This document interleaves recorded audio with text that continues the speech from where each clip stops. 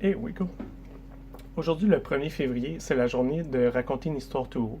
Donc, je me suis dit que j'allais lire les premières pages du Plongeur de Stéphane Larue. Fait que je vais faire mon artiste. Prologue. La gratte éclaire de son gyrophare la façade blanchie des immeubles. Elle avance lentement sur Hochelaga, en tassant la neige devant elle.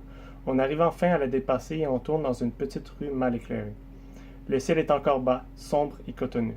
La chaleur confortable de l'habitacle m'endort presque. On entend la voix du répartiteur au CB, mais à peine. Mohamed baisse le son dès qu'on monte dans sa sonata noire. Il la garde dans un état impeccable. Pas de papier journal tout chiffonné en guise de sauve-pantalon. Pas de vieux gobelets de café ni de restes de repas dans les compartiments sous la radio. Seulement un petit Coran à la couverture enluminée et un carnet de factures. Les banquettes de cuivre comme neuves. Une odeur fraîche et mentonnée frôle dans l'habitacle. On arrive sur Ontario. La rue est bordée de hauts bancs de neige, un peu comme aujourd'hui. Mohamed ignore un appel sur son cellulaire. Il ne répond jamais quand il est avec un client.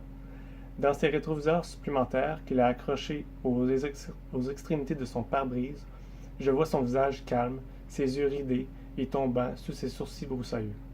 On roule jusqu'à Sicard, puis on tourne à droite.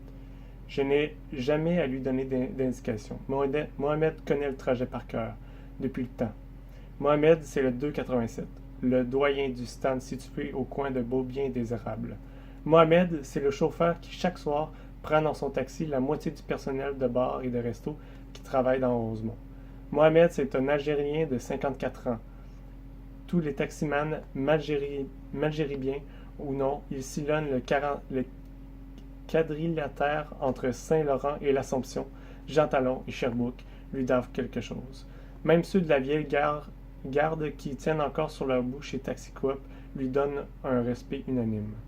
Quand je prends mon taxi au stand, une fois sur deux, je n'ai plus besoin de dire où je vais. Une fois sur trois, je n'ai même pas besoin de lui donner mon adresse. Quel que soit le chauffeur, ils savent qui je suis parce que je suis un client du 287. Mohamed est généreux comme 10. C'est le genre à garder pour lui à se garer pour aider deux personnes en plein déménagement, écrasées sur le réfrigérateur dans l'escalier. Je me souviens d'un soir, il y a 2 ou 3 ans, on approchait de chez moi en descendant d'Iberville. Il devait être 1 heure et demie. Quand on a terminé sur le Hochelaga, je m'étais mis à douter. C'était à l'époque où je fermais seul.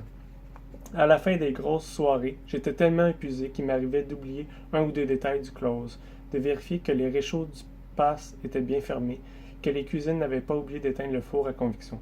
Ce soir-là, impossible de m'en rappeler si j'avais bien verrouillé la porte derrière du resto après avoir sorti les poubelles de la salle à manger.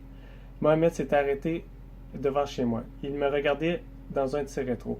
Je n'étais toujours pas sûr, mais je me suis dit que je devais l'avoir fait par réflexe et je suis sorti du taxi. J'étais resté debout à côté de la voiture, hésitant, la porte sur la portière ouverte. Mohamed s'était retourné et avait dit « Rembarque mon ami, on y retourne ». Il n'avait pas rallumé le compteur. Finalement, je n'avais pas barré la porte du resto et la commande de viande n'était même pas rangée dans la chambre froide. De retour, coin R et La Fontaine, j'avais tendu 60$ à Mohamed. Non, non, non, mon ami. Donne-moi la même chose que d'habitude. Il n'avait accepté que 20$. Ça me fait plaisir, il avait conclu. Tu vas mieux dormir ce soir.